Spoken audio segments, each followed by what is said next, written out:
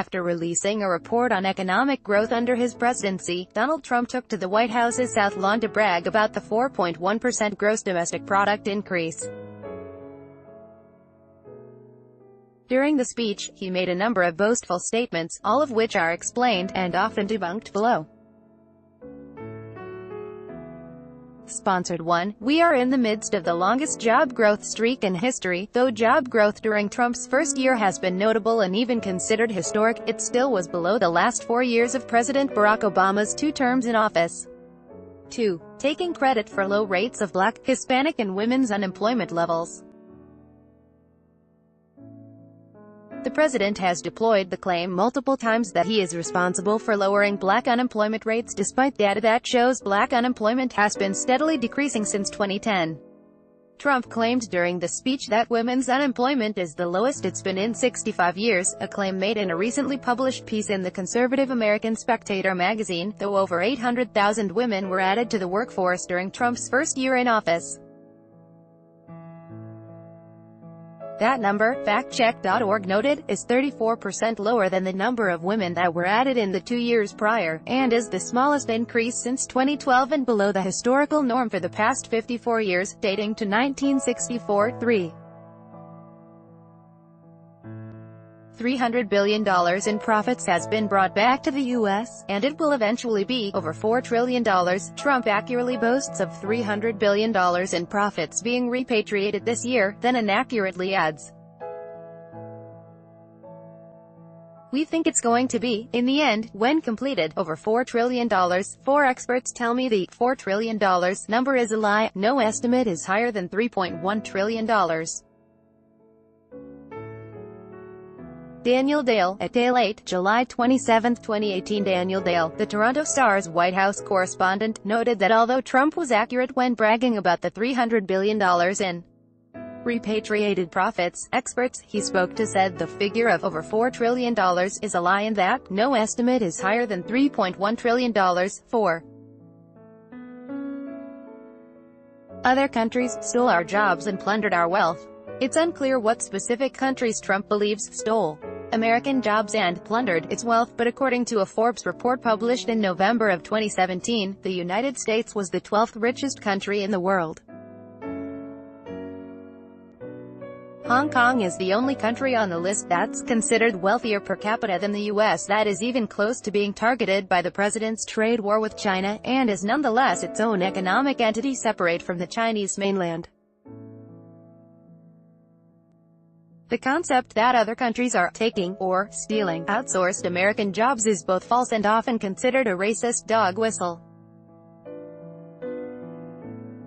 Many of the companies that choose to outsource their formerly U.S.-based jobs to China and other countries where labor laws are weaker and they are able to pay workers lower wages are from the United States, and as the American Prospect noted in March, many of those same corporations will receive major tax breaks under Trump and the GOP's tax bill.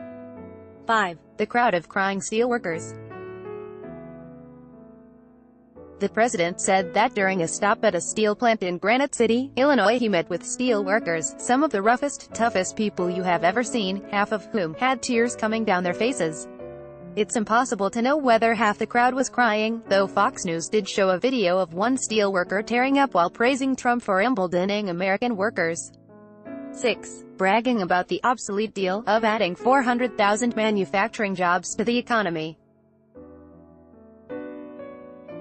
Trump boasts of the increase in manufacturing employment, which he correctly notes lots of people didn't think would happen. Daniel Dale, at Dale 8, July 27, 2018. This claim is another mix of truth, both stretched and actual. As the Star's Dale noted during his live tweet of the speech, Trump's assessment that adding manufacturing jobs was an obsolete deal Trump speak for, it's never going to happen, is correct. He's off on the numbers by about 20,000, however. CSN News, a pro-Trump website owned by the right-wing Media Research Center, noted earlier in July that according to the Bureau of Labor Statistics, the actual number of manufacturing jobs that have been introduced since Trump took office is roughly 360,000. 7. Obamacare is now on its last legs. On its last legs is, like many of the president's statements, open to wide interpretation. The GOP has not, however, been able to entirely kill off the Affordable Care Act in any of its iterations of Trump Care. Their attempts to do so have since become a Democratic rallying cry. 8. Once again, we are the economic envy of the entire world. We are the economic envy of the entire world. Donald Trump celebrates America's fastest quarterly growth for 4 years. https://t.co/cdpnop8rxopic.twitter.com/hashtoweek5 BBC News World at BBC World, July 27, 2018. This unsighted claim leaves out the president's narrowly avoided trade war with Europe and his escalating feud with China. In spite of Trump's truce with Europe, American farmers remain anxious about his tariffs on soybeans in particular. 9 people have been begging Trump for decades to get their relatives' remains from North Korea. Trump tells the modified version of his tale about people approaching him on the campaign trail to ask him to get their relatives' remains back. This time, he doesn't say it was the troops' parents. He says, oftentimes they were older. In some cases, they were younger. Daniel Dale, at Dale 8, July 27, 2018. On Thursday night, Trump tweeted that he'd negotiated to secure the remains of Korea War veterans to be returned to the U.S. after being stuck in what is now North Korea for more than half a century.